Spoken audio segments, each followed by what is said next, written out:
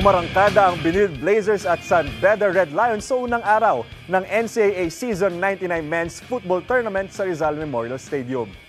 Tinalo ng Benil Blazers ang Mapua Cardinals sa score na 6-0 sa Game 1 kahapon. Sa Game 2 naman, pinatumba ng San Beda Red Lions ang EAC Generals sa score na 5-0.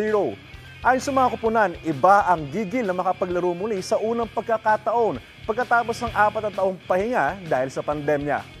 Ang next match ng football tournament ay sa Huwebes kung saan magtutunggali naman ang San Beda Red Lions at Mapua Cardinals at ang Benil Blazers kontra sa EAC Generals.